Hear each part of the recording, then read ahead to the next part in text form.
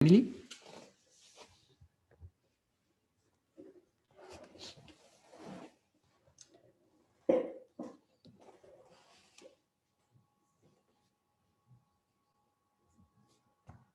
Luca, perdona, quería poder ponerte el spot video e te he quitado el video, perdona. Abbiamo lanciato YouTube. Okay, we already started with YouTube. But Emily's going to start, right? Yes, right, no problem.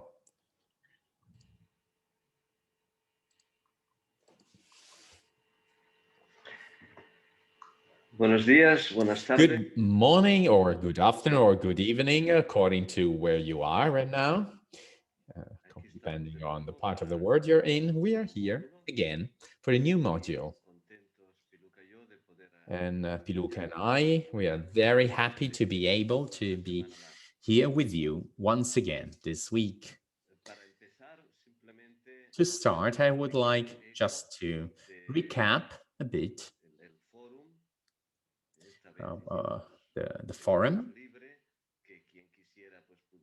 The forum was free this time, so you were able to write your opinions, ask your questions, and interact with other people. And I started myself with a question.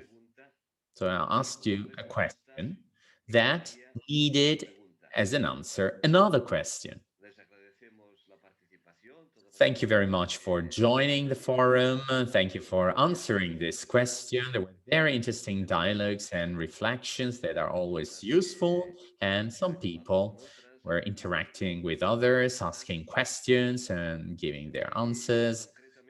And specifically, the question I asked you, so the question was, what's question? And somebody answered saying, well, you are asking ourselves, and Piluca and Emily, what would your question be?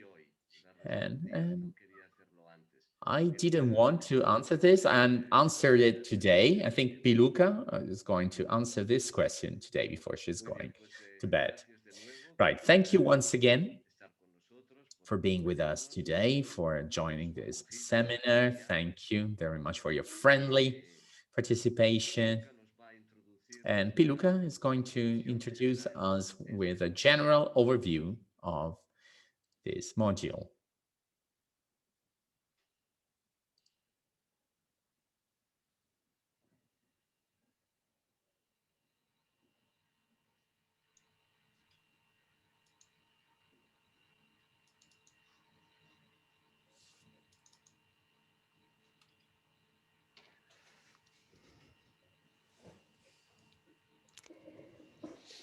Pues por mi parte también saludos a todos. Well, I would like to say hi to everybody too.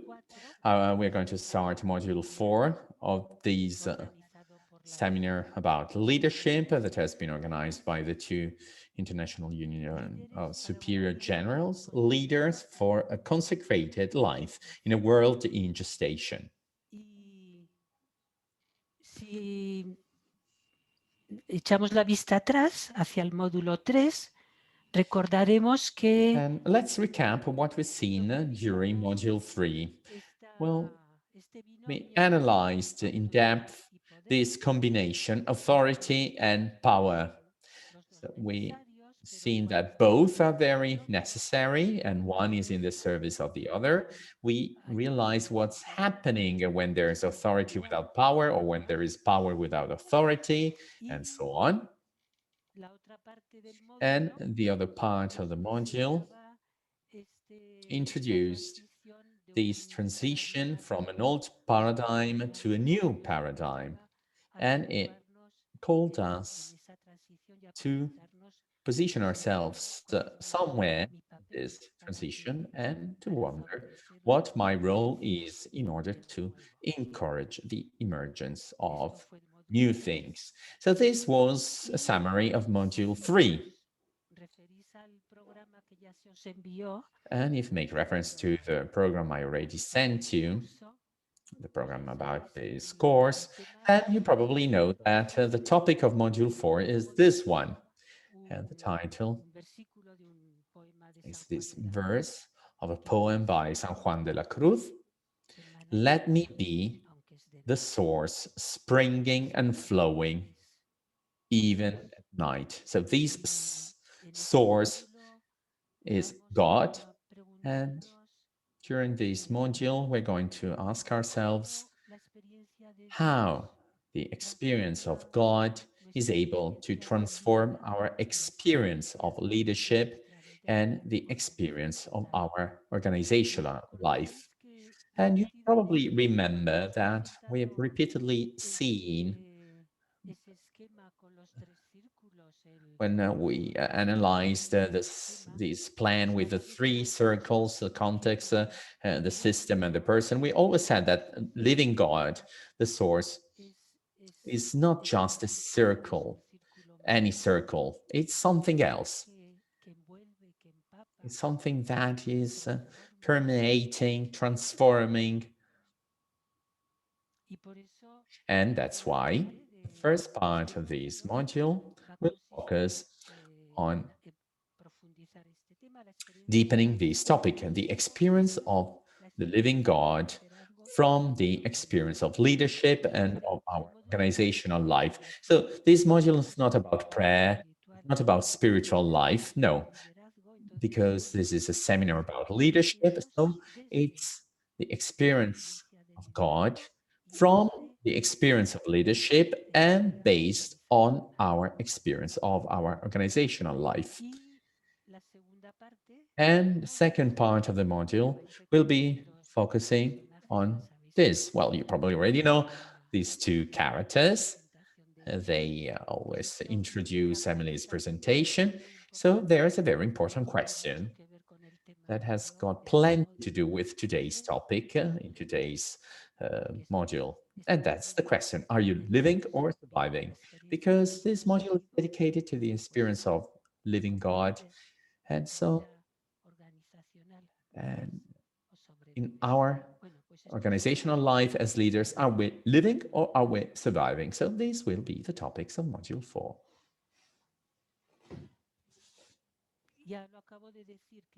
And I already said this, that the living God is not just another additional, any aspect of our human experience. No. In order to use a metaphor, we could say that it's a source that springs and flows in all experiences. It's fecundating, it's permeating, it's cleansing all experiences, it's purifying, it's irrigating our experience in our life.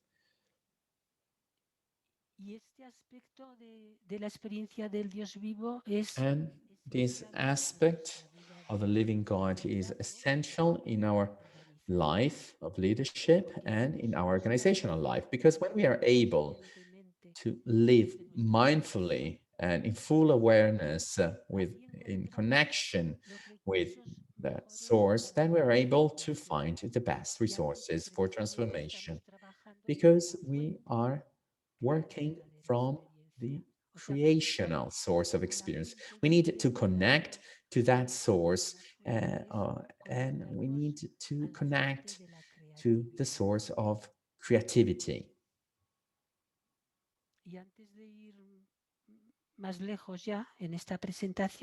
And before moving forward, I would like to suggest you some readings.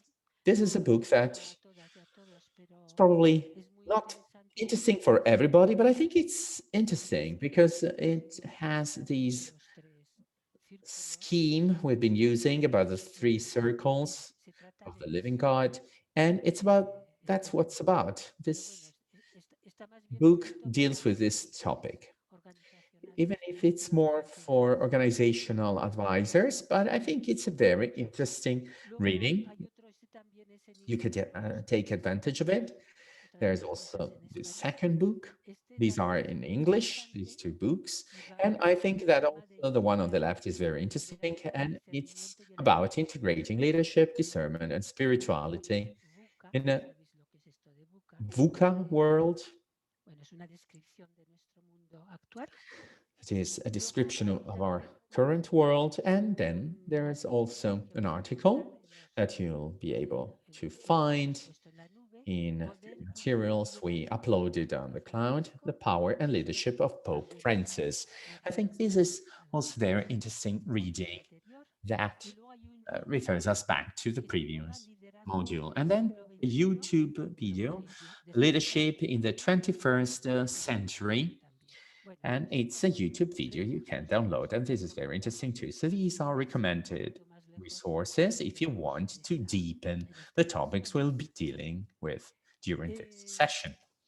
El Dios de la vida que empapa, fecunda.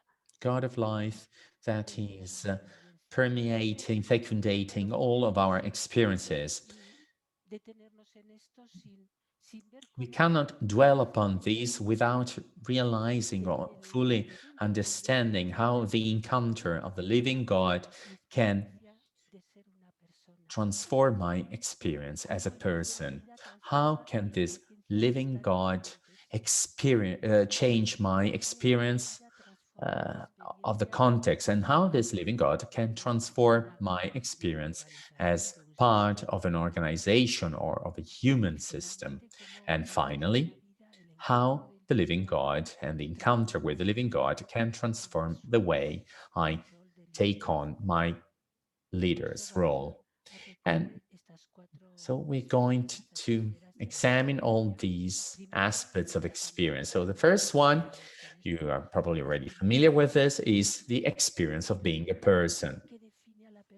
So the first thing that defines us as people, as persons, is the desire. A person without a desire cannot live.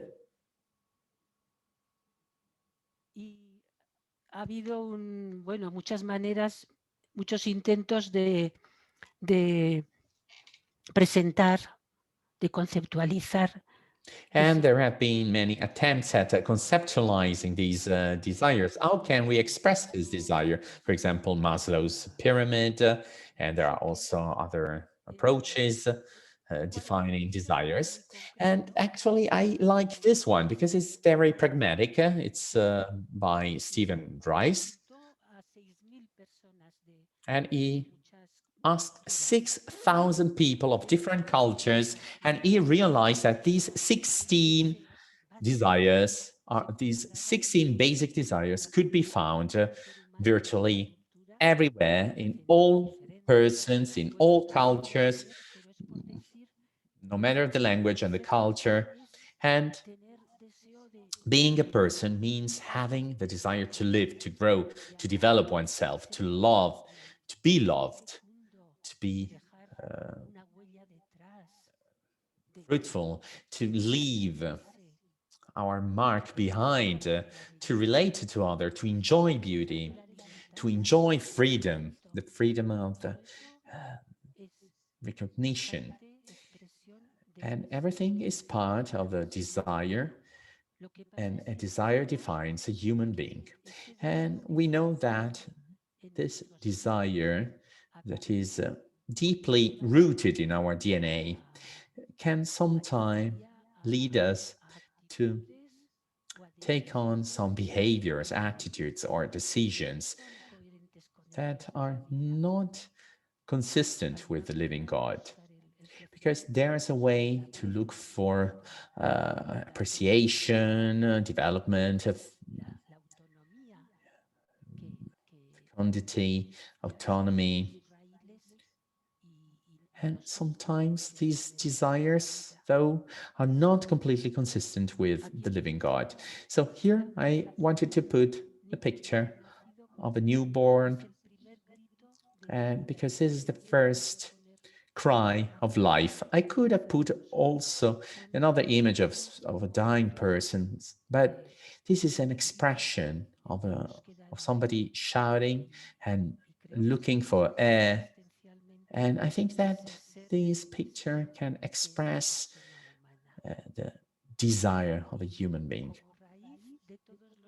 And as a root of all desires of the person, we have essential indigency, that is to say, our poverty, essential poverty, our essential limits and the need, the fundamental need to be owner of our life and to develop our life. And this can consecrate it because it's good, and God said that this is good.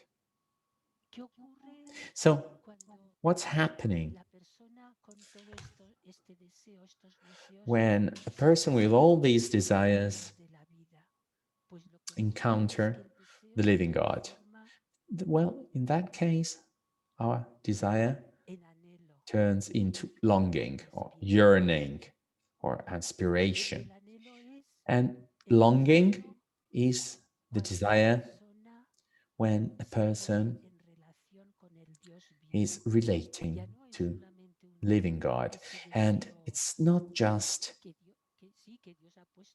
the desire that God put in our genes. No, it's aspiring to something better, something going beyond, and also aspiring to something that, in the best of cases, can lead us to give up those desires that are legitimate. It's a person that, from their desire, aspires to reach and be something more, and they want to serve and love beyond themselves, beyond their own limits.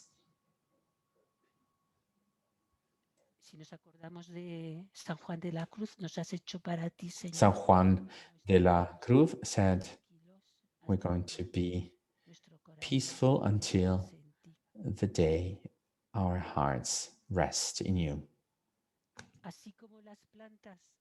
And just like plants are heliotropic beings growing towards the sun, and we can see it in this tree that is in a cave on the earth, and is moving and growing towards the light, towards the sun. And a person is a theotropic being growing towards God.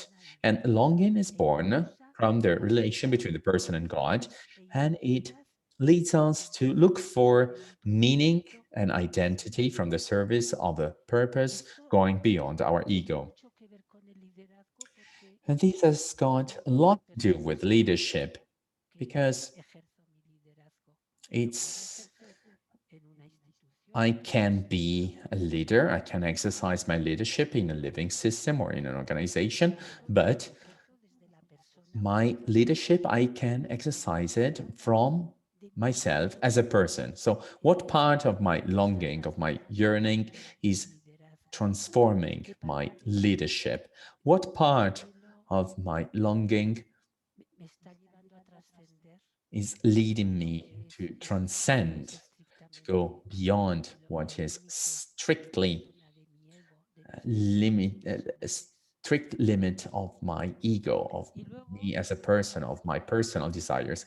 And then you probably remember that there's another sphere of experience, that is to say, the context, the experience of being a part of a context.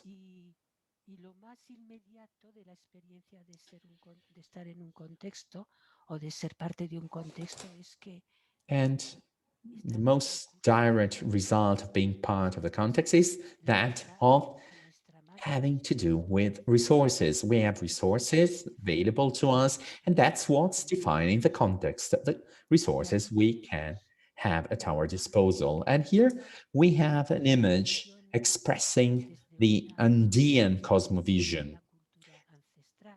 So this is a very ancient vision from the Andes, and it can reflect an integrated idea of context where everything, including that person over there, has their own place. So this image expresses respect, reverence, the shalom of the Bible, the biblical peace.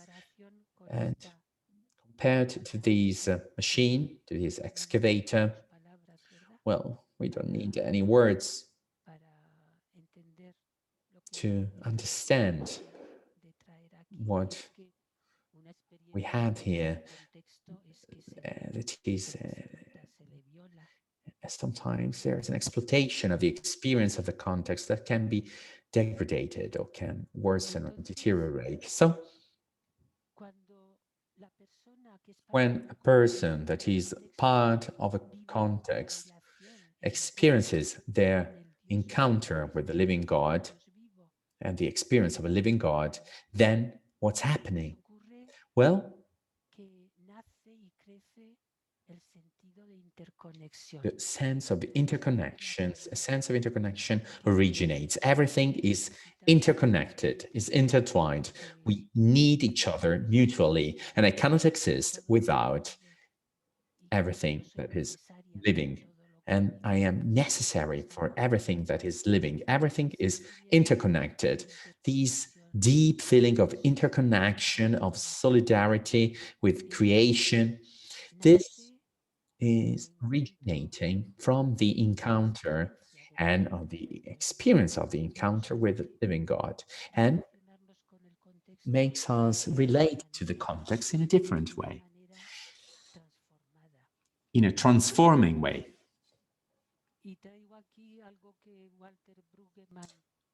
And Walter Brueggemann mentioned this many times, that is this combination between the myth of scarcity and the liturgy of abundance. So it says that the Bible, especially the beginning, is an explosion of life and an abundance, and God is saying everything is good until a moment comes, and we can see it, it's represented by this picture here, when in Egypt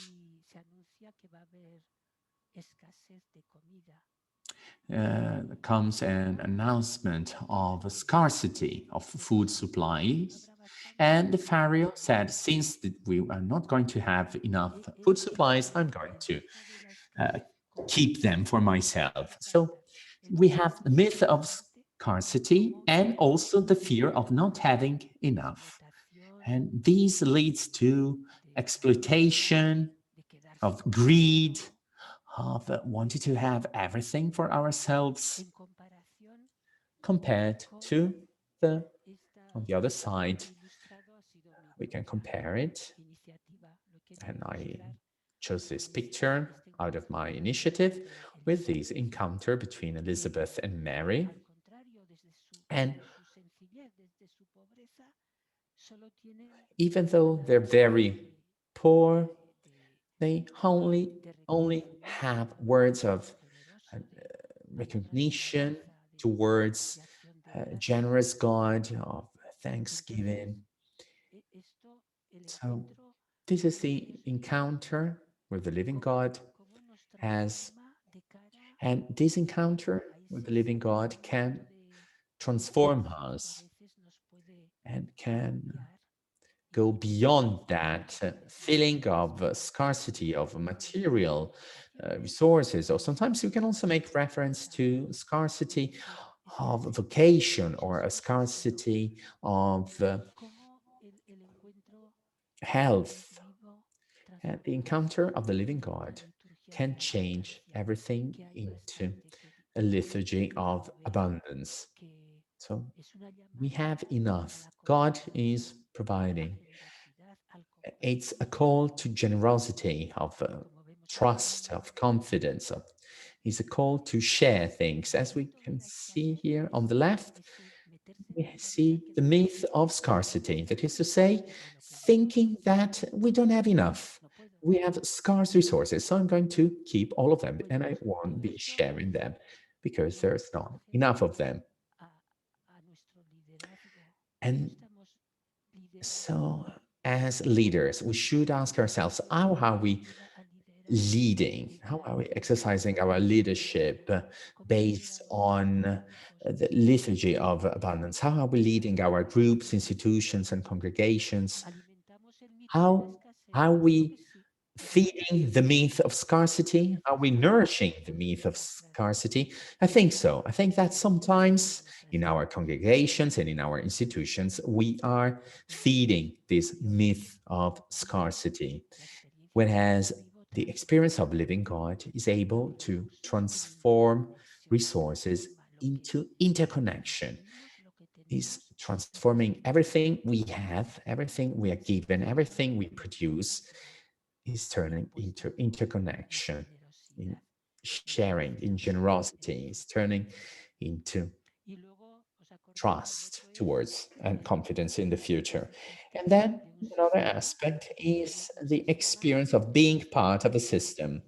And the system is, by its definition, a group of people sharing a purpose, like, for example, a congregation or an institution or a group.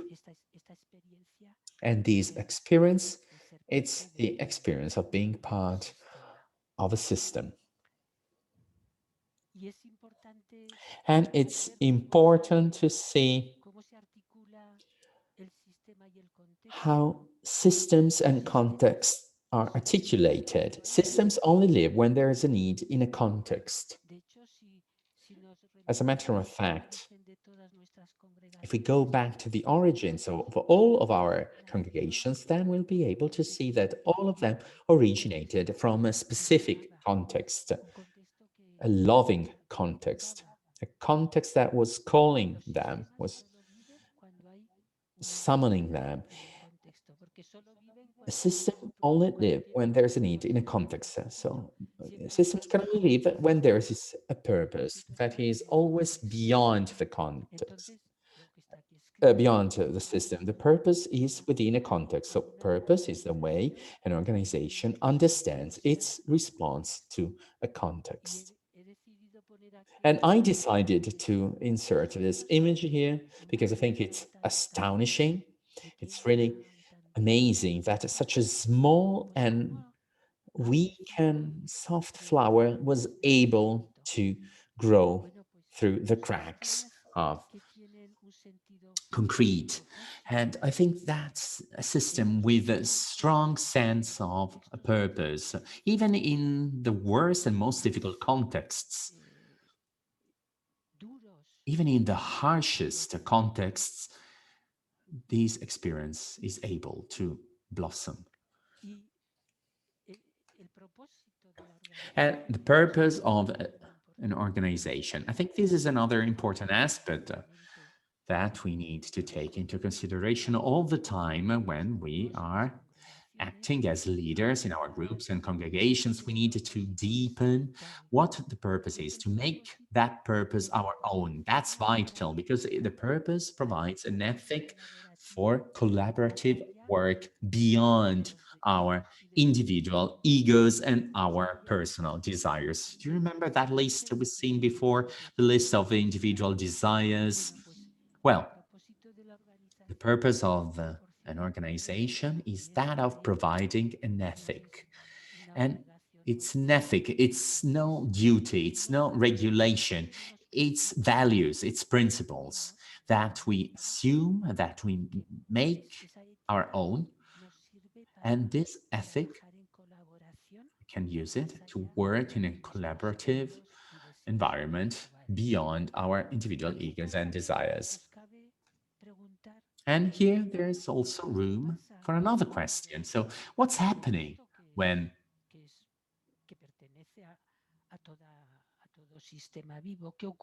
what's happening when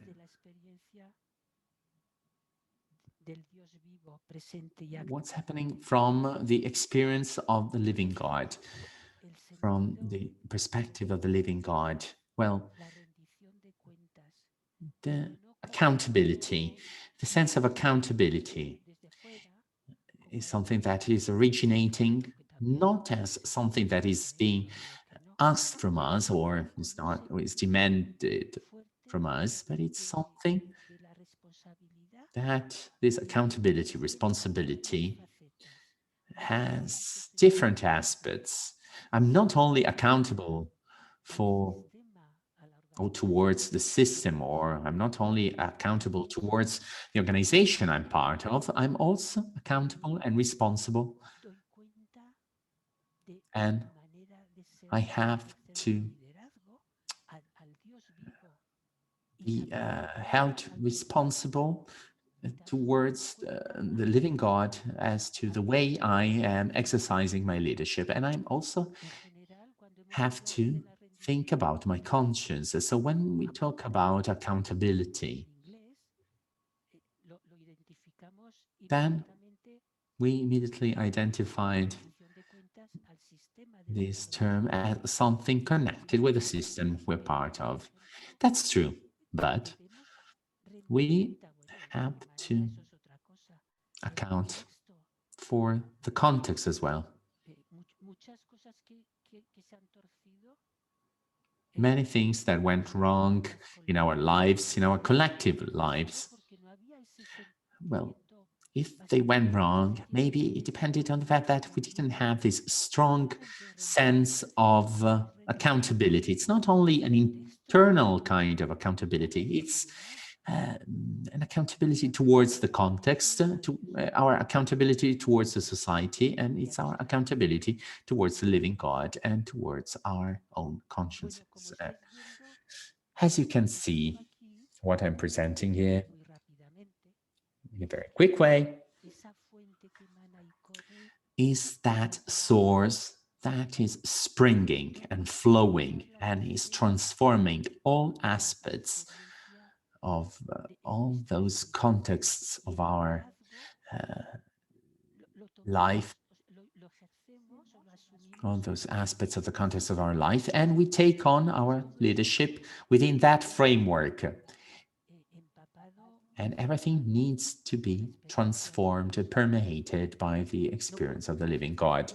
I cannot exercise my leadership without, if the living God is not transforming my way to be part of the context. I cannot encounter the living God if I cannot change the way I feel responsible or accountable in my organization, congregation, or institution. If I don't feel accountable, or if I don't feel that I am called to account for what I'm doing, then I won't be able to achieve any results. And in order to talk about the system, I decided to pick this image from the 14th or the 15th century, if I'm not mistaken. And I think that is representing the Pentecost. And I really liked it because we do not only see the disciples, but also people, the population. And we already said that a system does not exist if the context doesn't need it. So in this case, the artist that drew this image was a genius because he depicted it as a circle between the community of the apostles and normal, ordinary people. And what's written here on the blue area is a tentative translation of what's written there in Latin. And I would like just to focus on the last sentence. The reason why he posed belongs to the people. That's what's written here. The reason why he posed belongs to the people. The reason why he posed, well, I think that probably they're talking about the Holy Spirit, why he descended. So the reason why he descended belongs to the people. So we are part of the context. We belong to the people. We belong to the context. And here, you can see the whole picture and you can see the role of leadership in the center. During the first module, we realized that the role is something very dynamic and creative. something discerned and evolutionary, because the role is not just a description of tasks, even though we may need it. No, the role is the creation out of our own being, and it's a decision of action, is a decision of being or feeling, and is the decision of being present in this difficult and complex context of our experience. So graphically, the role is at the crossroads of all these fields of experiences transformed by the experience of the living God. And we can see that the role is action and behavior in the service of the purpose of the system. What's happening here with the role?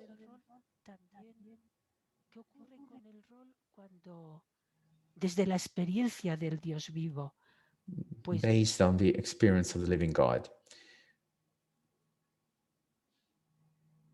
pues no viene todavía, vendrá más tarde. Esto lo vimos en el primer. We already seen this during the first module, but I just wanted to bring it back here because I think this is something, the role is something very dynamic, is discerned, intentional, contextual, creative, evolutionary, adaptative.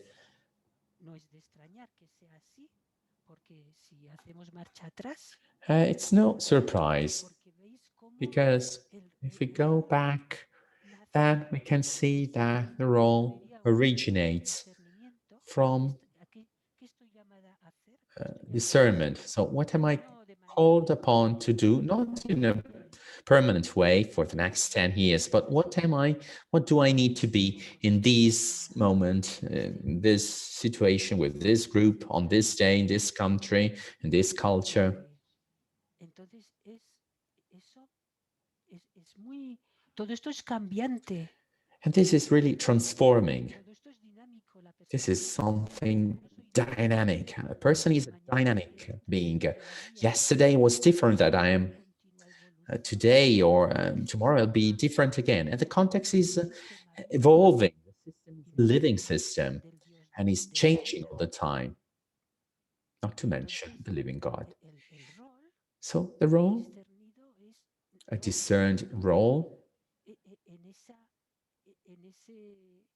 en esa experiencia cambiante, dinámica. In this changing and dynamic experience, is fundamental. This is not a simple description of tasks. If we do not have a clear idea what we have to do, and it happens many times, then well, it won't be clear to us, even if they're going to give us a written list. So we need our constitutions. We need directories. We need that. That's true. And because they're going to provide us with a framework. But in spite of these, when it's time to act or to decide before a given specific situation, we still have everything to do. We have to do everything. And we have to decide about how we're going to act or be, or what kind of discerned, dynamic, and intentional actions we're going to undertake. And we've seen this during the first module 2. So the role is more about adaptive navigation, more than strictly following a task description. So these two sports women are adapting themselves to the blowing wind, and they are navigating, they're sailing based on the wind circumstances. The same thing, we have to do the same with our role. We need to adapt to evolving and changing circumstances. So based on the experience of the living God, role takes on a different connotation, the connotation of a vocation. And I think that everybody who's here today together, I think that we are all familiar with these aspects. Maybe we've experienced this not every day, but we've already experienced it sometime. And what we're doing, the role of leadership we are exercising in its traditional or non-traditional way, the encounter with the living God, the experience of the living God is giving these the aspect or the feeling of a vocation. It's like our reply to a call.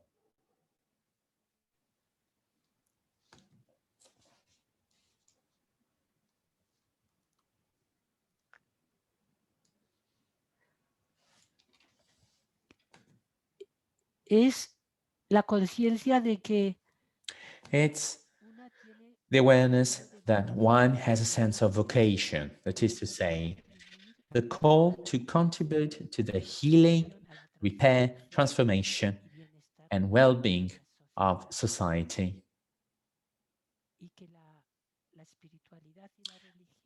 And spirituality and beliefs and values are resources that we can resort to through leadership and organizations.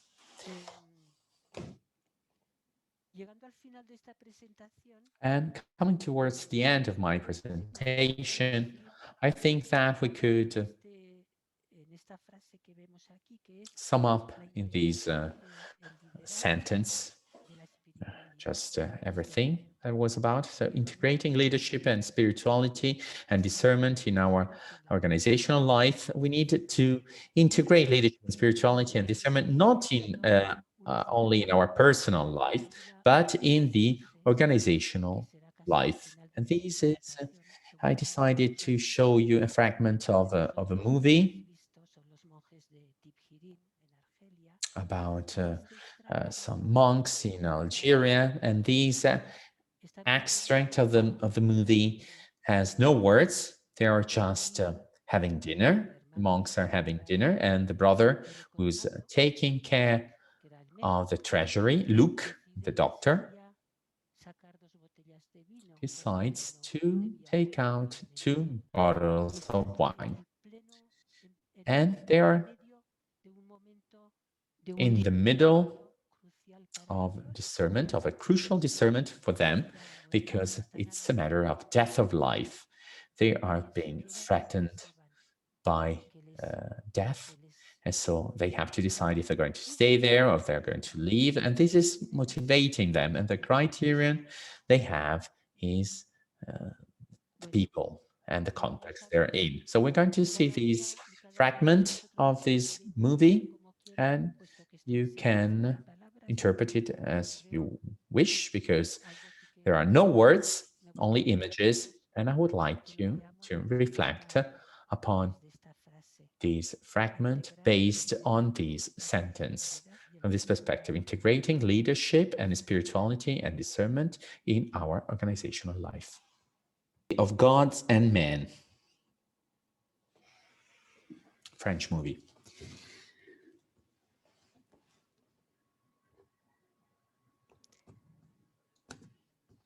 entonces, para acabar, So in order to finalize, well, I still have a couple of minutes, just 2 minutes.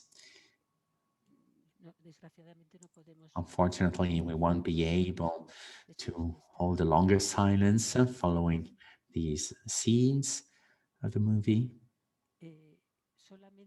But I just wanted to add that this process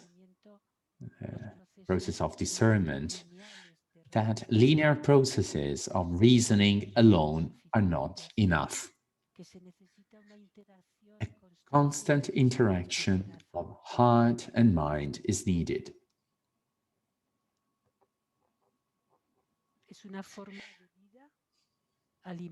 It's a way of life nourished by a personal commitment to live mindfully and paying attention. So this leads us to the U theory Emily explained to us. Successful leadership depends on the quality of care and intent that the leader brings to any situation. Spirituality creates a bridge between our inner space and the global challenges we face. And we can see this relation between the person and the context, and the bridge represented by this spirituality. And this is how discernment and spirituality become a tool for social development, for the people and for the context.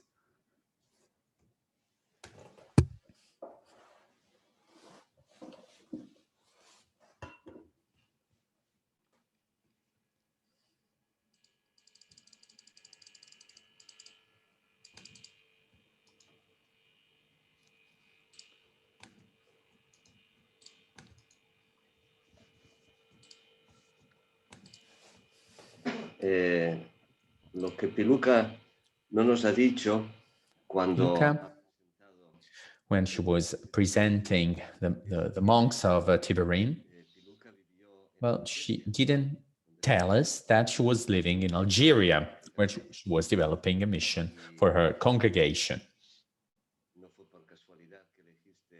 And it was no coincidence that you chose this scene, right? Because you met the monks, right? Yeah, the Trappist monks. Yes, I met all of them there, for sure. Definitely. So this was a vital example. So an example taken from your own life, from the life of somebody who related, who was able to connect spirituality, mission, and discernment. So now,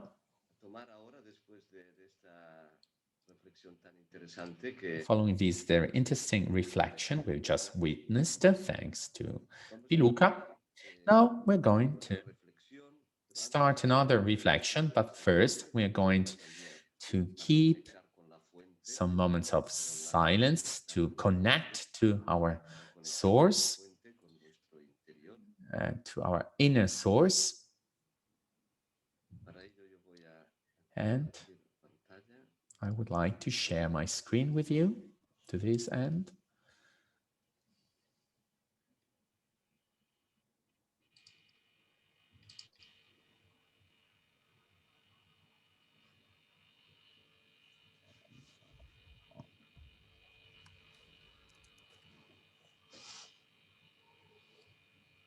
Como dije en otra ocasión, as I already said on other occasions,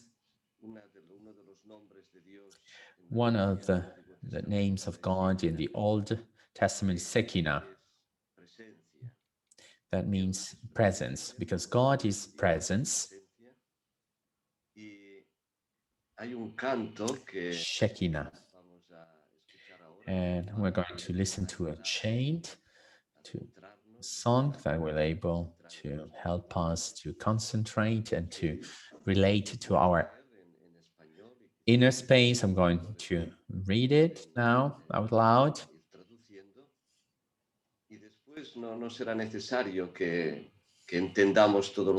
And it's not necessary that we understand all of it, but we just need to listen to it and see what the text is about, and then we can relax. We can keep a moment of silence, and as we already said, we'll pay attention to our breathing. We'll be relaxing. We'll be concentrating on our breathing, and we'll be focusing on the here and now, where God is. He is surrounding us. And this chant said Shekinah, Shekinah of God, presence that is seen and touched, heard and felt, indwelling of God. Shekinah, Shekinah of God. The temple of God is sacred, and you are the temple.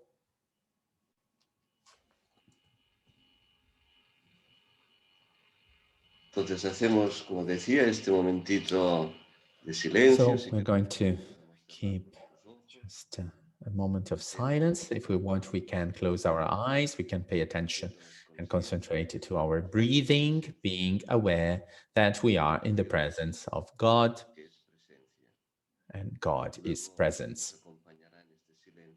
And the chant will be accompanying our silence, the chant of Shekinah.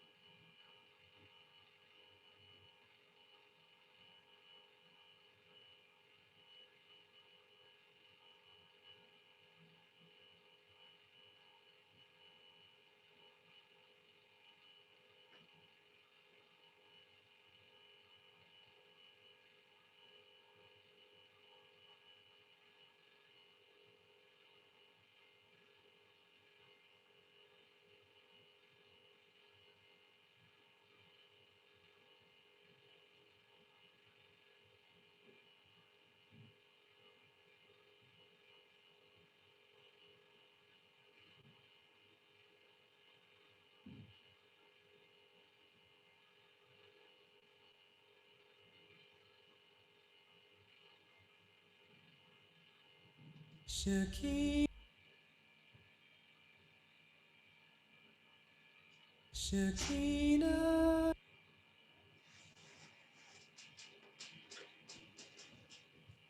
Muy bien, pues. Very well. Thank you for sharing this moment of prayer together. And now we're going to continue, as Piluka said, and we're going to complete the presentation. We're going to supplement each other's presentation, complement them. And Piluka already said this,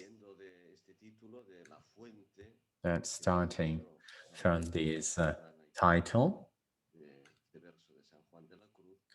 the source that is flowing and springing, as Juan de la Cruz said. So the question that we need to ask ourselves as leaders is this one that you've already seen. Are you living or are you surviving? And the Lord promises in the gospel that his believers can live a life of fullness. And is it a full life that we are living, or are we just merely surviving? Both Piluka's and my reflection ask us to wonder and to connect with our inner self beyond that superficial aspect of our life. We needed to touch our deepest self in order to enjoy a really full life. We've already said that in this iceberg, so one thing is what's on the surface, so what appears, the visible behaviors, for example, of a leader that it really impresses us because of the way he's doing things, because of his approach, maybe. So we can You remember the question, please identify a leader that had an impact of your life. And that's what we can find. Sometimes there's a leader with an impact on our life, and sometimes people are more chaotic, or they there are some leaders that they're catastrophic. They do not encourage us, but they disencourage us. And in some other cases, some cases, it's other people who need to encourage the leaders. So on the one hand, we have what appears, visible behaviors, and on the other, what doesn't appear, the structures, the hidden structures. A leader can be successful because it can rely upon some good functioning structures, and sometimes leaders are not able to exercise the leadership because they feel stressed, they feel overwhelmed, and that's because of structures. Sometimes you might just have different structures and just have different means to be able to exercise leadership in a good thing. And sometimes then we also have the paradigms of thought. So the image that we have of ourselves and of leaders, well, can have an impact too, because if we have very high expectation, then it's going to be difficult to meet those expectations. This will lead to frustration, or we can have other positive expectations, and in that case, we may have a more positive influence.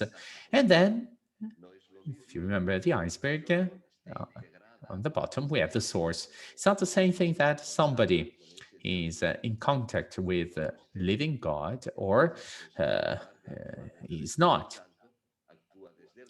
Because if we're not in contact with the living God, then we act out of our ego and not out of the Holy Spirit. And this will lead to rejection from the others, because there's always a clash of egos. And then let's not forget this blind spot, that inner place from which we operate. Some people in the forum wrote that they would like to deepen this blind spot, this aspect.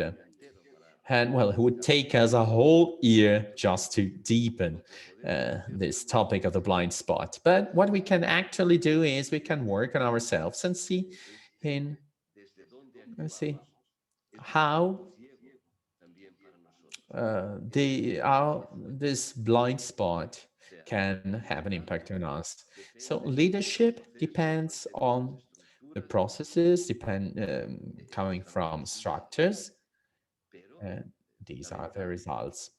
But also people or persons are fundamental in these paradigm of thought, because this paradigm of thought is connected with the source.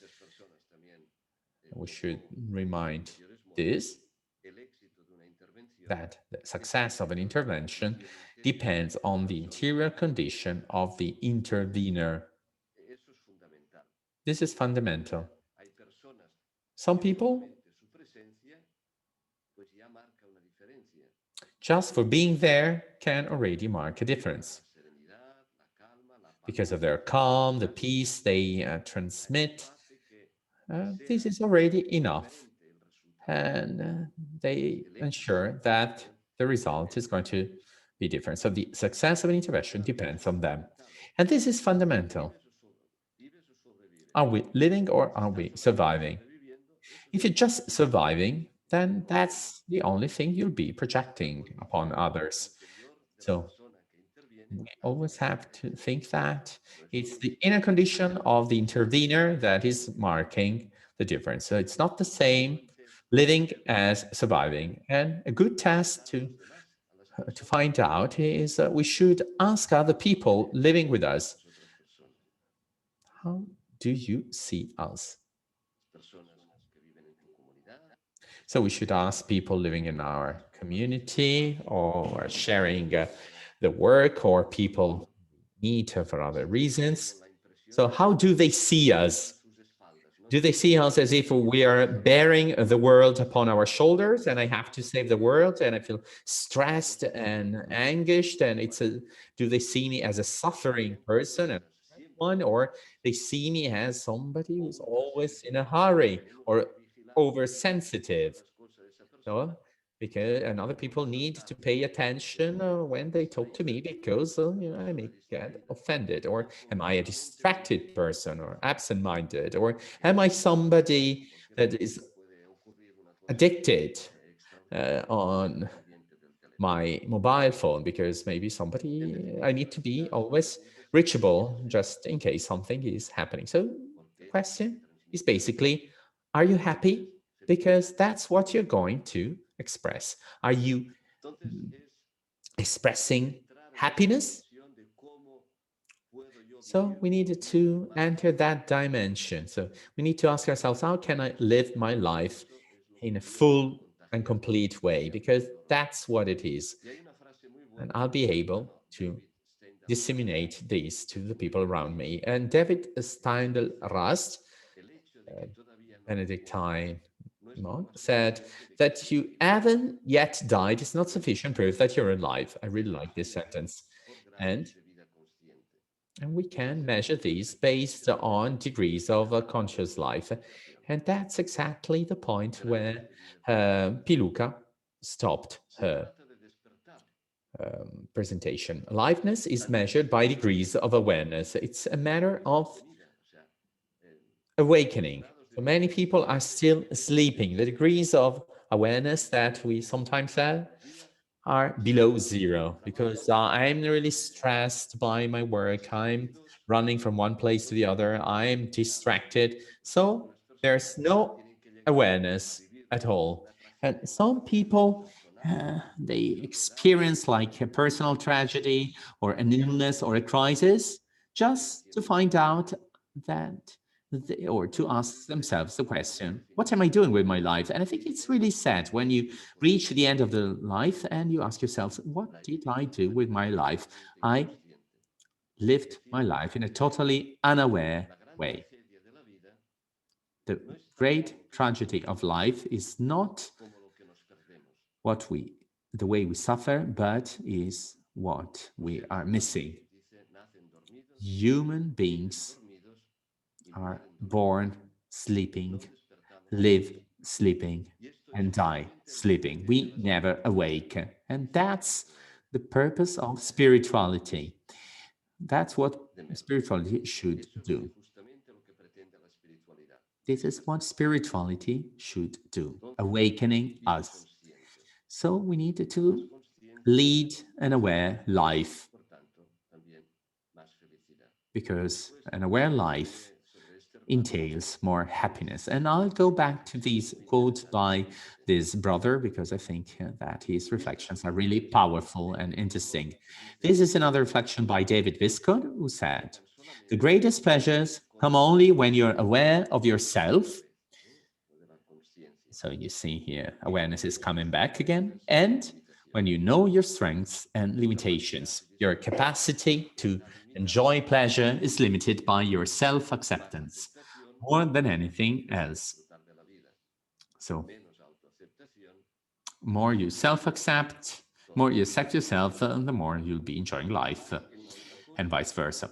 More than anything else, it is your openness with yourself that allows you to enjoy life fully. So self-awareness is essential for leadership. A leader who wants to have a positive influence needs to know him or herself. That's fundamental.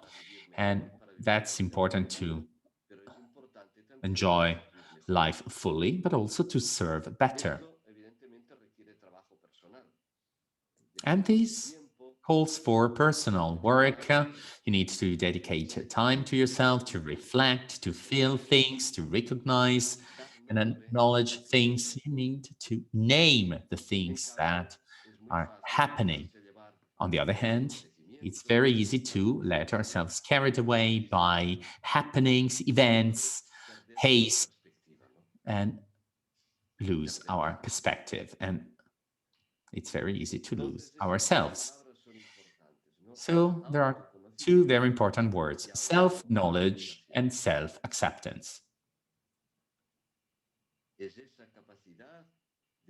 It's this capacity to take a step back in the face of events, especially now that we are going through so many stressing and pressuring situations.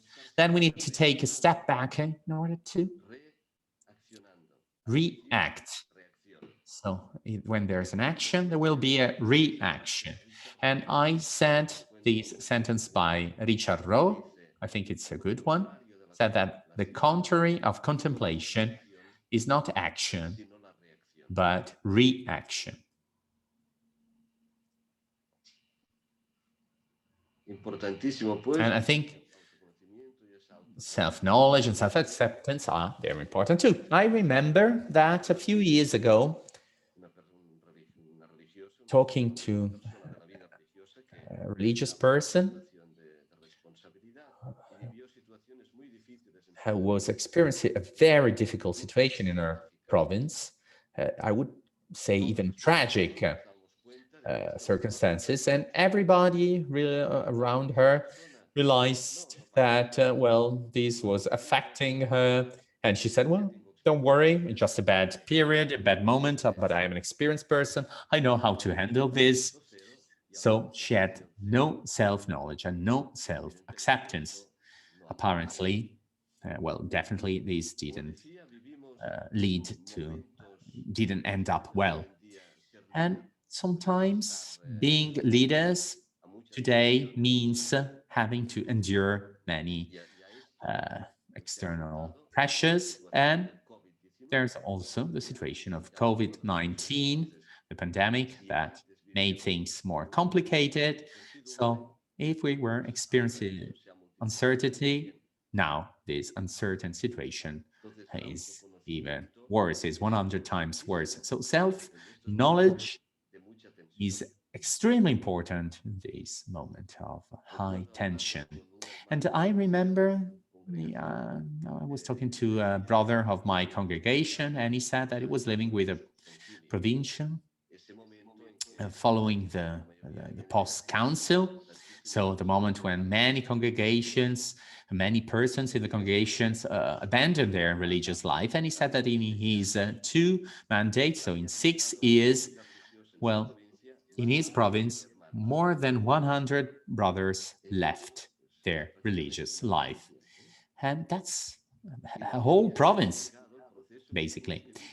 And so he had to go through this process, and he had to accept these, to understand and to accept that this wasn't his responsibility. So he had to work on his self-knowledge and on his self-acceptance. And he also reported a case of another provincial that in a similar situation ended up in a psychiatric treatment, and he finally ended up leaving the congregation.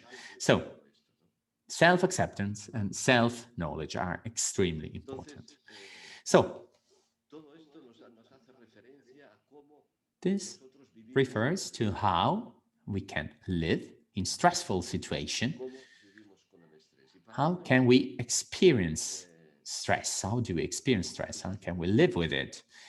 And I think this definition is really interesting. Well, stress is necessary in our life, otherwise we would be dead. But here we're talking about stress this way. So we understand by stress the condition or feeling that a person experiences when she perceives that the demands that come to him or her exceed the personal and social resources that the person is capable of mobilizing. And there's a key word here: perceives.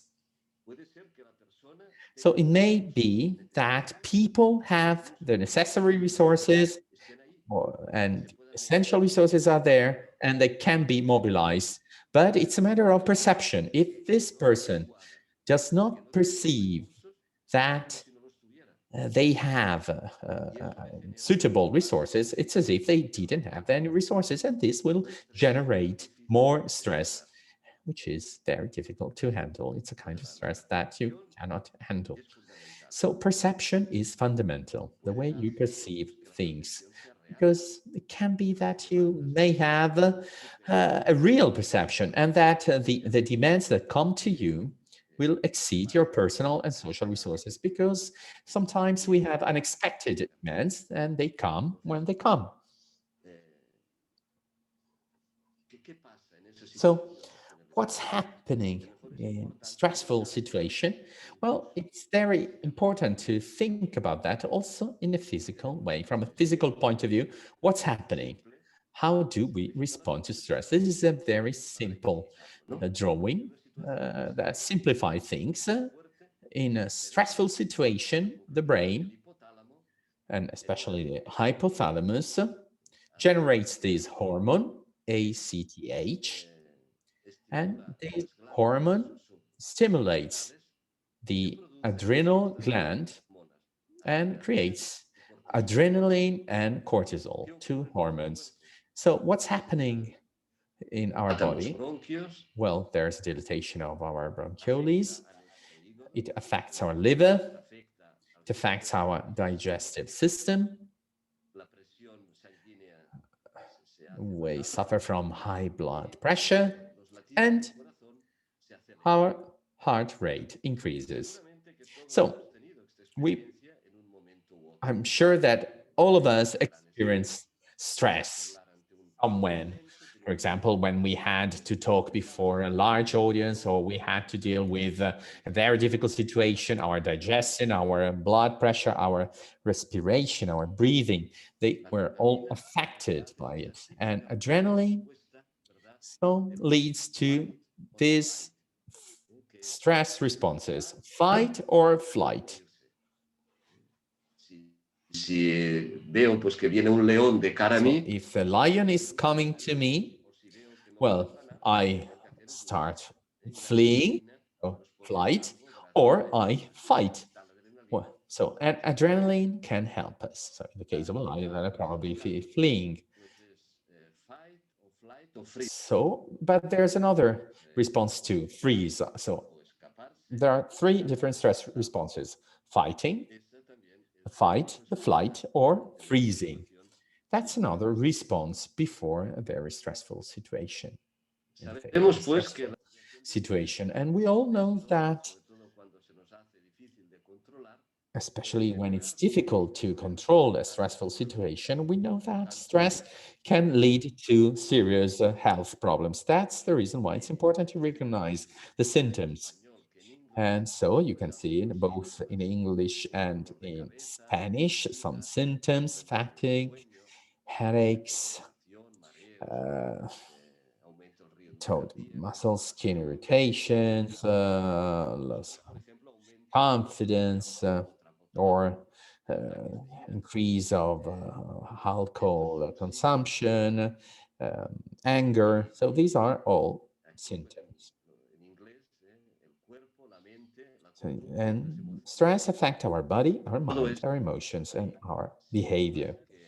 And some symptoms, well, we can have a look at them, and we can think if we sometimes suffer from the same symptoms, because this is a sign of how we are handling stress. So all these symptoms should reduce or should disappear, should be mitigated if we are handling well stress. And from the point of view of, from an emotional and psychological point of view, observing our behavior, we can understand what the degree of our stress is. This author, Maya Friedman, he gives a score to stress.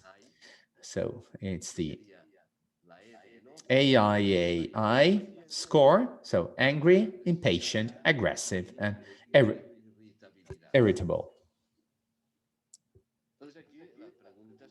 So the question we can ask ourselves is, how often do I get annoyed? So how often do I get angry? How often do I get impatient? How often do I get aggressive? And how often do I get irritable? So, and based on the answers from 1 to 10, then we're going to have a score.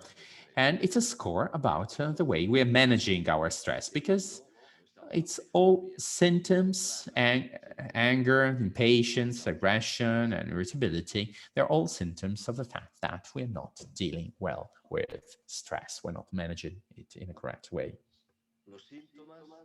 The symptoms. Well, but more than the symptoms, we should look for the causes. So we need to find what are the triggers of our stress. And in the folder, in your own language, you'll see a test to assess the way you manage stress. And analyzing the roots, I'm sure that you realize that we are all affected by stress, and the main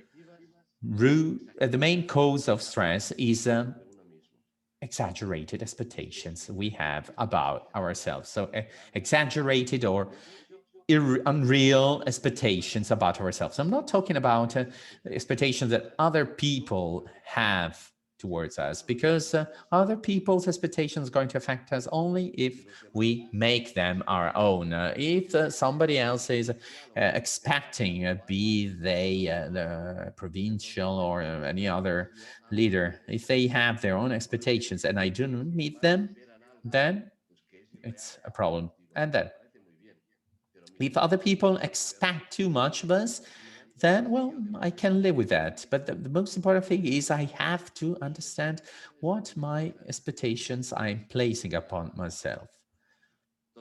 I do not have to have too high expectations. So expectations, people who want to keep everything under control, this is another cause of stress. That's impossible. It's impossible to keep everything under control, and so it leads to stress. Imagine that in this moment, so control freaks, controlling people, well, they're really experiencing a very bad situation, because you have to improvise, you have to, because everything is changing from one day to the other. And we are all looking for approval by others, and that's normal. But if somebody is really dependent on other people's acceptance, then this will generate stress, and stress will be constant because we want to please everybody. And then criticisms, or the ability to say no, sometimes it's very important. And sometimes if we're not able to do so, then stress will ensure.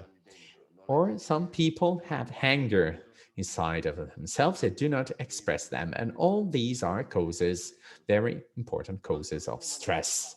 So how can we manage the whole thing? There are some basic things we could do in order to deal with stress and anxiety. And this is just the basics. For example, just eat well, eat in a healthy way, just sleep between 7 and 8 hours a day, just use breathing techniques of just try to keep good times, or to engage in physical activity. This is some basics we need to do every day in our life. And if we're not doing this, then stress is overwhelming us, will end up overwhelming and overloading us, and would be projecting these feelings upon others people. And so here, just eat well, balanced meals, get enough sleep, exercise daily, take deep breaths, and so on.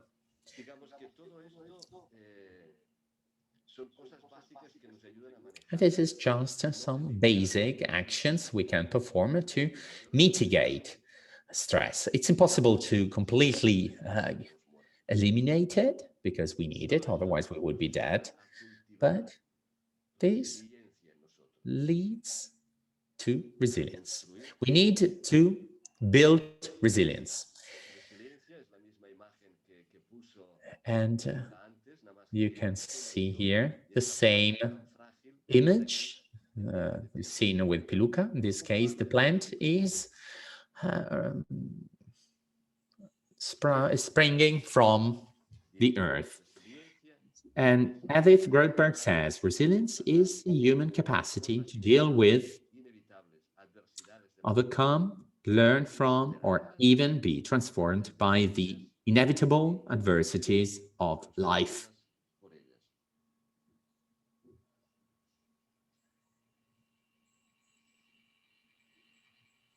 Esto es buenísimo, ¿no? Porque And this is very good because it's really important to feeding resilience. We have to deal with it. We have to overcome it. We have to learn from it. And sometimes we're even transformed by resilience. We are transformed by the inevitable adversities of life. And this is something we need to cultivate all the time. The Talmud says that you do not see things as they are, but you see things as you are. That is to say, our perception, as I said before, is fundamental to deal with those adversities of life. And we already know that our everyday experience is that in the face of the same situation, some people are able to overcome and learn from those experiences, for example, a serious illness like cancer, and some others, they just end up leading a bitter and embittered life. Two people in the face of the same situation and two completely different reactions.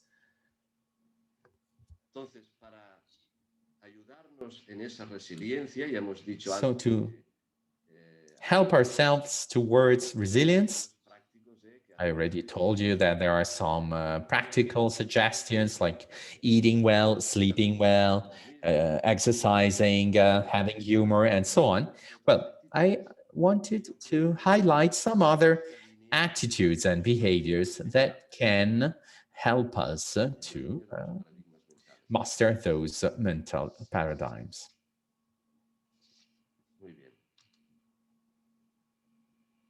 Para ello voy a contar una historia. And I would like to tell you a story. This is an oyster. And it's a story by Remen, and it says, an oyster is soft, tender, and vulnerable. Without the sanctuary of its shell, it couldn't survive. But oysters must open their shells in order to breathe water.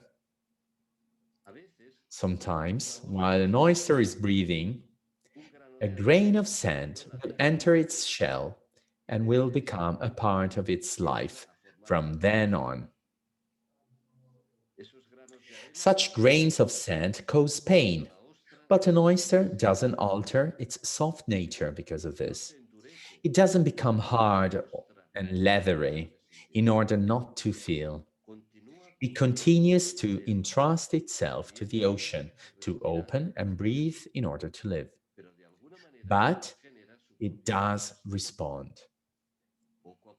Slowly and patiently, the oyster wraps the grain of sand in thin, translucent layers until, over time, it has created something of great value in the place where it was most vulnerable to its pain.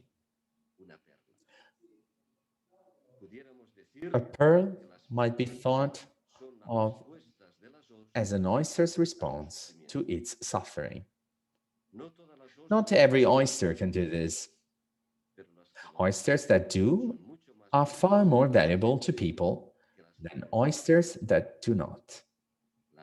Sand is a way of life for an oyster. If you are soft and tender and must live on the sandy floor of the ocean, making pearls becomes a necessity if you are to live well.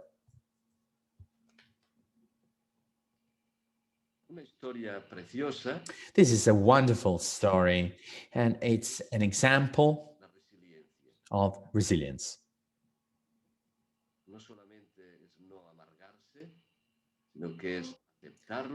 It means accepting things and producing something valuable. So, some elements. The first one, humility. We plant seeds. We all know the poem by Monsignor Romero, but it's not his poem, it's by another Monsignors of the US. And he says, we are not the messiahs, we are his servants. We plant seeds. We do not expect to see the fruit in an immediate way. So we need to have humility. I'm not the one who's going to save the world. I met a brother in Madrid, a Spanish brother. He was coming from Africa, and he had just talked to a psychologist. And he told me, do you know what the psychologist told me? No, what did she tell you? Well, she told me, brother, you're not able, it's not necessary that you save the whole of Africa on your own. So you generated unnecessary stress by yourself because you thought that if you're not doing so, then the world is going to collapse.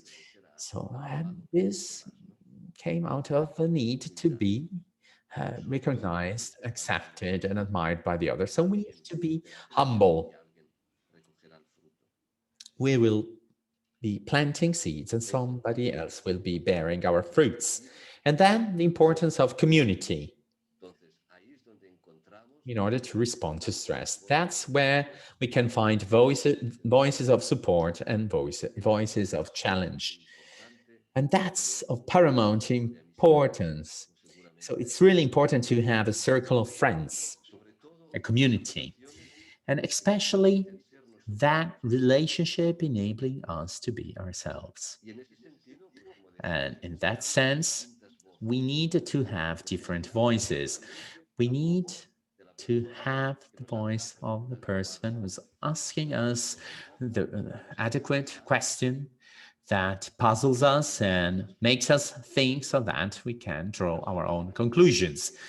A person that accepts us unconditionally, because we need that too, and a person that is urging us to love and to laugh about ourselves so that we're not too, we do not have too much of an opinion of ourselves, and somebody that is constantly listening to us. And this can help us to respond better and in an adequate way to stress. And then fidelity.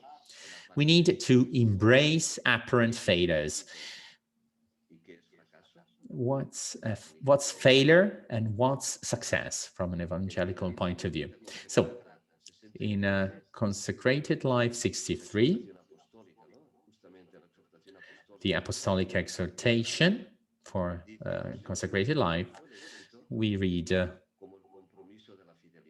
we are asked to show the commitment of fidelity, or not of success. And so this is also connected with humility. A brother I met in China, he had spent 30 years in prison, and as many other religious men and women had no contact with the exterior world.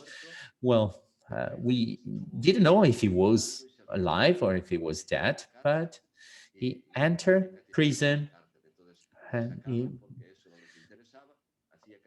he was doing catechisms in the prison, and then he got out of the prison and they put him back to prison because of catechism. And after 30 years in and out of the prison, then he was set free. So apparently it was a failure. But this brother told me that when the director of the prison retired, he went to see this brother, because this brother was always there in prison. And when the director of the prison said goodbye to him, he told him, "Don't you have a New Testament for me?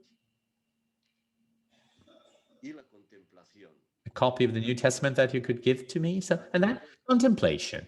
Contemplation is a path of peace. Contemplation meant as meditation, or as Christian meditation, entering a world of silence, where we are connected with our breathing, where we repeat words, and it's the contact with our most inner self.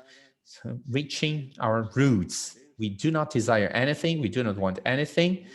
We are in silence like a baby in his or her mother's arms. And that's where I'm going to be, at peace. And so contemplation is a path of peace. Gandhi, Martin Luther King, Nelson Mandela were people who were saved by prayer. Gandhi said, prayer saved my life. I never lost peace, and I met people who wanted to prevent my peace, but peace, I can tell you, comes from prayer. And it's contemplation is a form of prayer because it helps us to live the present world and in a contemplative way. And what we can do is to live the present is resorting to gratefulness. This is a TED talk of a brother who says, do you want to be happy? Then you have to be grateful. There's a link. Well, it's subtitled in 25, 30 languages, but the main language, or the spoken language, is English. So he's recommending this. Stop, look, go. So just like in front of the traffic light. First you stop, then you look, and then you go. You continue. So just stop, just take a moment to stop during your day. Just look everything around you. Just look around. There are plenty of reasons why we should be grateful. And then just be grateful and go on. And there's also a web page of gratefulness.org. And this web page is available in different languages as well. So we have to live gratefully, to be grateful for everything, for electricity. For example, we have to be grateful for the internet because we are connected with almost 600 people from all over the world. So I'm grateful because we have electricity, because we have the internet, because I'm healthy. There are plenty of reasons to be grateful. And finally, the Sabbath day. Just remember that you have to rest. All commandments are imperative. Just do not kill, praise your father. And there's also this one. And in the Old Testament, they knew that we would forget to rest. So remember the Sabbath day by keeping it holy. 6th day you shall labor and do all your work, but the 7th day is a Sabbath to the Lord your God. And I hope that we will be able to find this moment, maybe just once in a month or twice in a month or just 3 days in a month, but we have to find our own pace and to find our own rest in order to be able to be ourselves and to provide a better service for others. And then in the folders, you will also find 2 documents. This one is a letter by Saint Bernard to Eugenian III, the Pope. He says, how can you take care of so many people without taking care of yourself? So, so everybody is receiving you. You are receiving everybody in audience, but you do not have rest. You never rest. And then this document is a stress tip sheet on how we can manage and respond to stress, and how can we manage stress in a better way. And then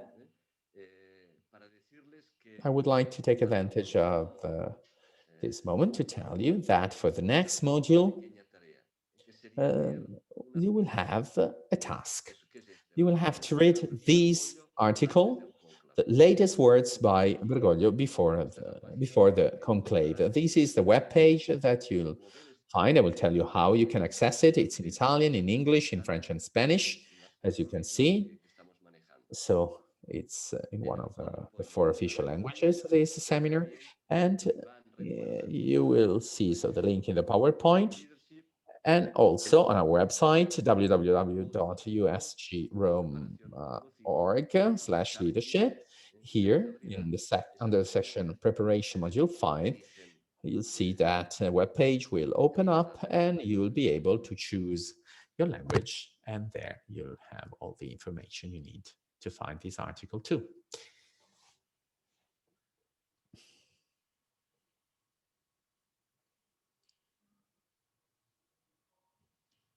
Muy bien, pues entonces, a ver cómo hago yo aquí para salir de...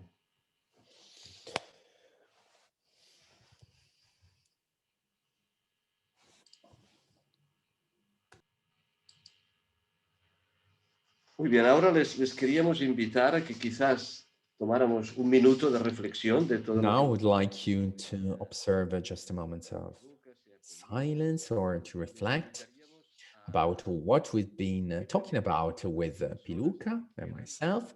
And just in the last few minutes we have until 5 o'clock, please feel free to express your opinions and comments about things that resonated within yourselves, things that struck you most.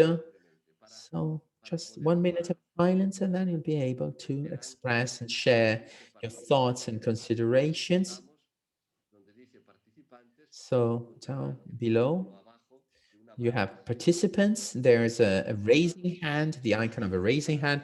You just will have to select that icon so that we can see a list of people who can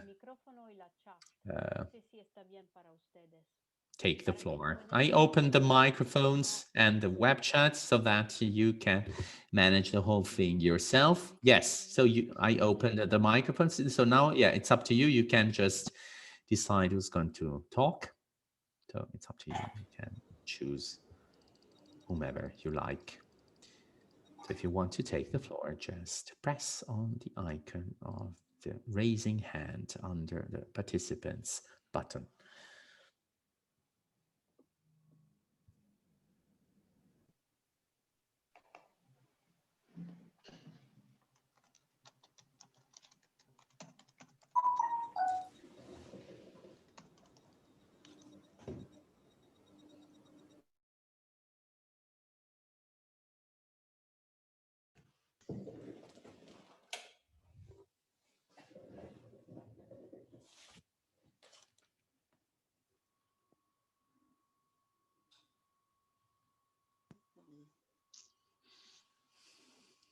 Algunas personas ya se están expresando.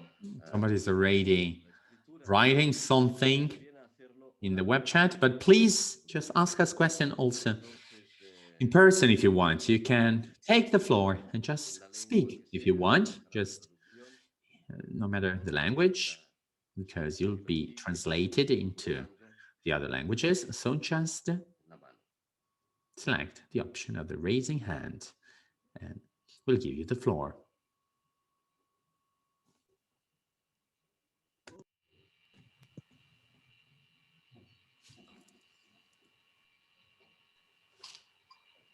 Muy bien, gracias. Veo a Sean. I can see Sean there. Is it Sean? Yeah. Sean? Yeah, that's right. Okay. You have to unmute yourself. You have to unmute yourself, otherwise we cannot hear you. Thank you.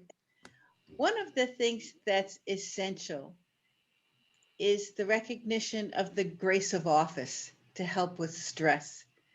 That really God chose us for this role at this time. So sometimes you just need to lean on that. Even though you don't understand why perhaps you were chosen for this time and this place, but you were. So lean on that. Excellent, excellent reflection. Thank you. Pat, please. Pat, please go ahead. Yes, I'd like to say thank you for a wonderful presentation, and especially for all the practical points. And sorry if I'm so dark here. For all the points that I felt like I was in one of those boxes where you can't see the person's face. But I thought it was a very practical presentation. I love the way the integration of spirituality and leadership, and just the importance of self-care. I'm a nurse, I work in a hospital, and one of the things we do talk about very often is the difference between self-care and selfishness. So thank you for your presentation. Thank you. Thank you. Thank you.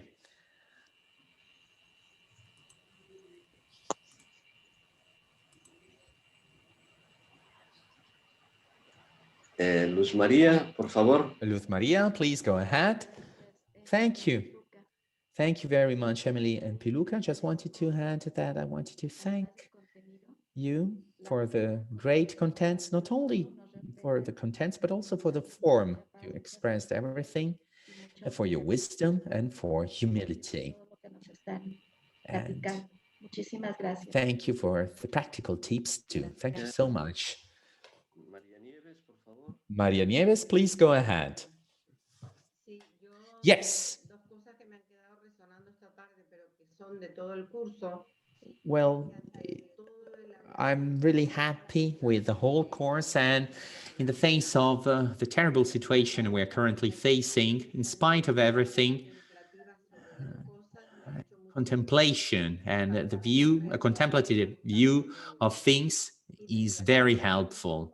And at the same time, I think that with the tools you provided us with, that you helped us to focus on what we probably already know, but we sometimes forget, so that we can resort to that source that is able to give us the main tools we can use so that we can contemplate and we can go and look for emergence in our contemplation, and so that we can understand what directions we need to take. Thank you very much.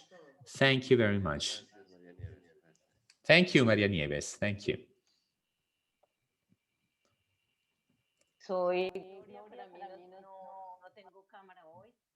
I'm sorry, but I have no webcam today. I really like this image of the source of water, and I really like this image of a source of water that never ends, just like in that climate of life,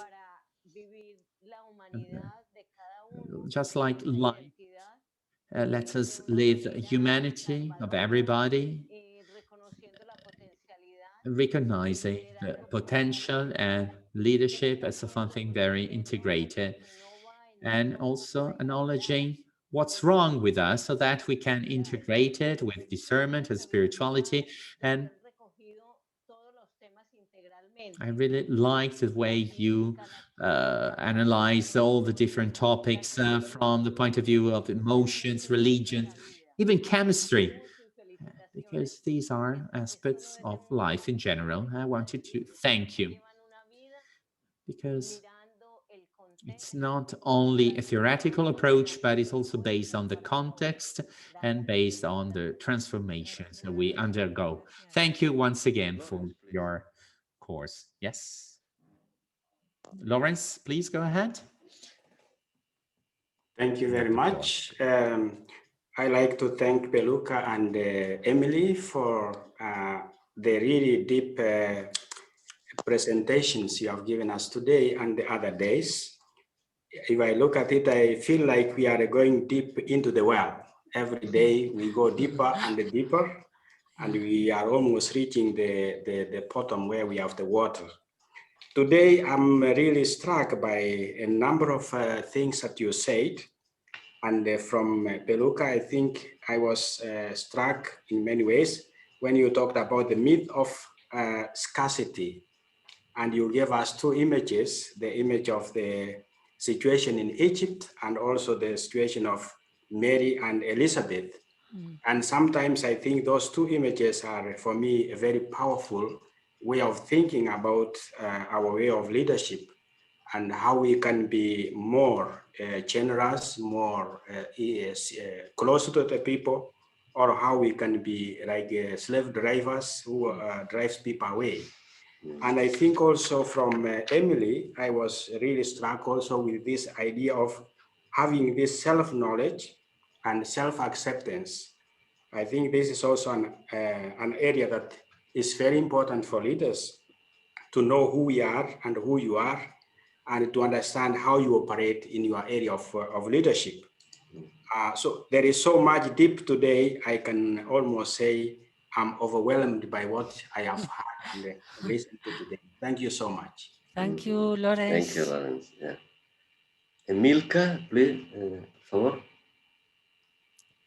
Milka, please go ahead.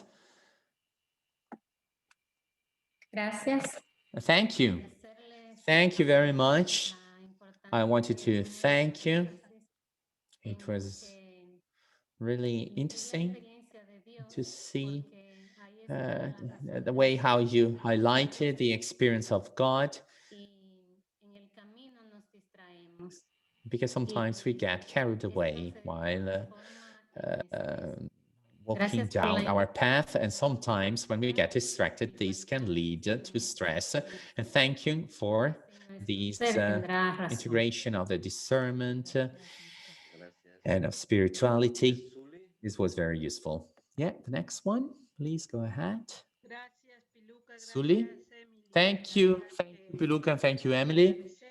I wanted to thank you for these, for your experiences put in the service of those who are attending these webinars. I really understand. I can really see your experience. You're really helping us in a profound and simple way to live better. And listening to you, I recollected the importance of knowing and self-knowing, recognizing ourselves. And I think it's really important to see whether we are living or just surviving, because there are different situations, and we need to be aware of the situations we're in and of the vital context we're in order to welcome it from God. And then another point that I wrote down that I really liked is this integration of leadership, spirituality, and discernment. I really like this, and the mission. And I think that this is what we have, what we should do, actually. Thank you very much. Thank you. Thank you, Thuli.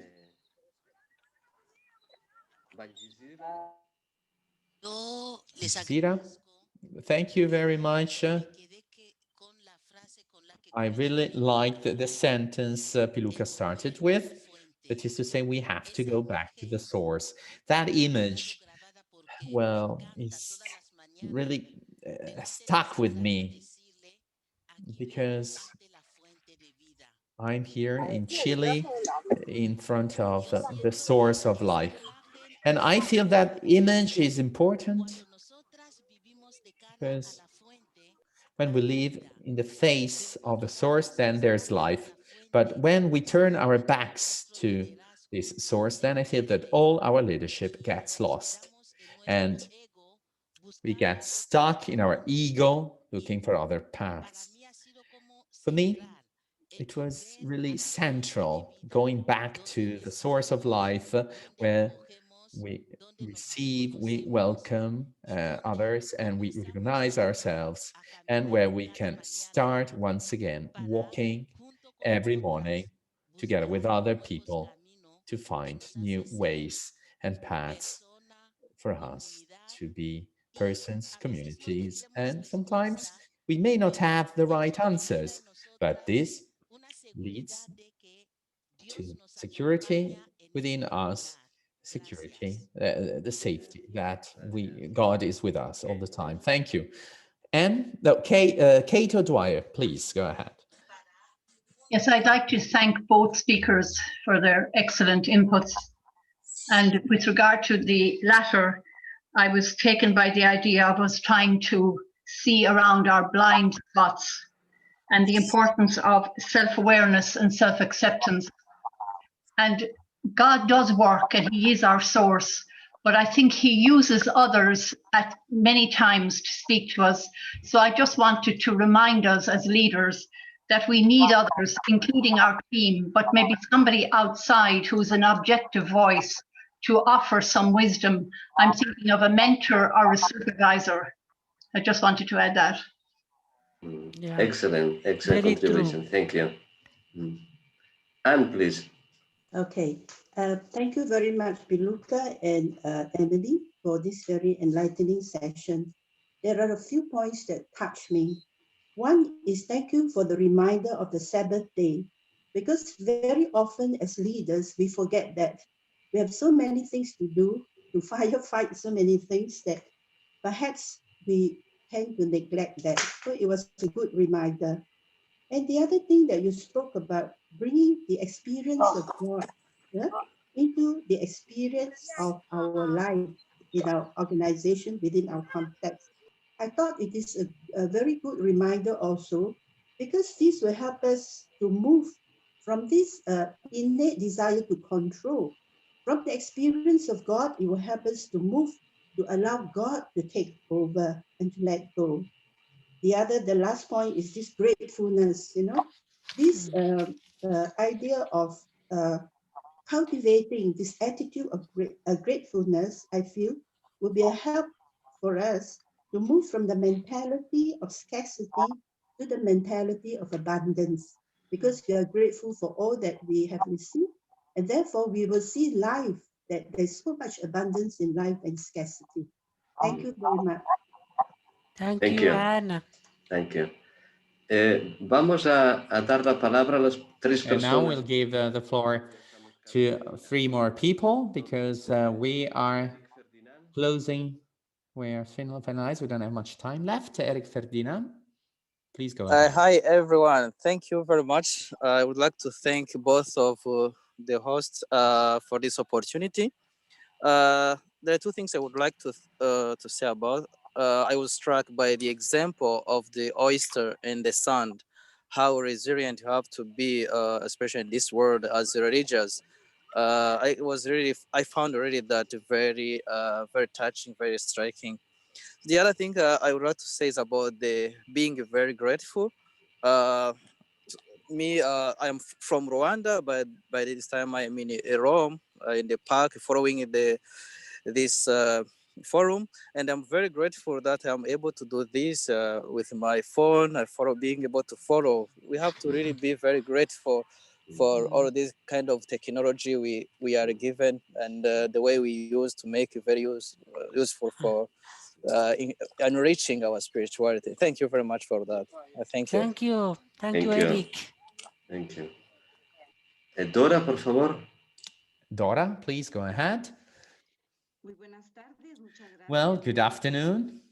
Thank you very much, Emily, and thank you, Piluka. Thank you so much for these seminars, and especially for today, because I feel really impressed. I really liked this image of living God. God is the source of our life and of the mission we are carrying forward. And persons are fundamental, and in our mission, our challenge is knowing ourselves and going back to the source, because this is fundamental. And thank you very much for highlighting this image of the source in the encounter with God, with the living God that is going to move us from within and that can consider the processes of other people too. And I really liked the way you presented the context, which is something essential. We need to be part of reality of the context and not to work apart from it. So, and then also I really like this idea of desires, and with the image of are you living or are you surviving? Well, I ask myself this question too, and I think that I'm living my life of commitment in a full way. Sometimes we may be superficial, but there are other layers that you presented. That is to say, we do not only have the tip of the iceberg, but there are also other hidden structures, and the paradigm, this old paradigm, the cosmovision, the way to see things. I think this is a challenge to see things because we interchange our different thoughts, and we come from different cultural and social and linguistic backgrounds, and sometimes they are also a challenge that we need to overcome. Thank you very much. And the last one is Norma. Thank you. Thank you very much. I just wanted to say that you achieved the objective of this webinar and of the following ones, and it's been really inspiring for me. And something is really emerging, the youth theory you mentioned, and it's important for my role. I'm as a leader in my community. I will always remember this image that Luca presented of the apostles. It's a gift that God has given to me, the gift of life, and how I can play this role I've been entrusted by the people. How can I take on this role entrusted by the people to me so that I can lead and inspire others? Thank you so much. And I really also like the image of the iceberg, because this is an inspiration not only for me, but also for other people, because through your course, I'll be able to aspire my community too. Thank you once again. And I'm really happy and enthusiastic. I really felt your happiness and enthusiasm. I think I have to live the present. I don't have to wait for the future. And thank you very much. Thank you very much. Thank you. Thank you.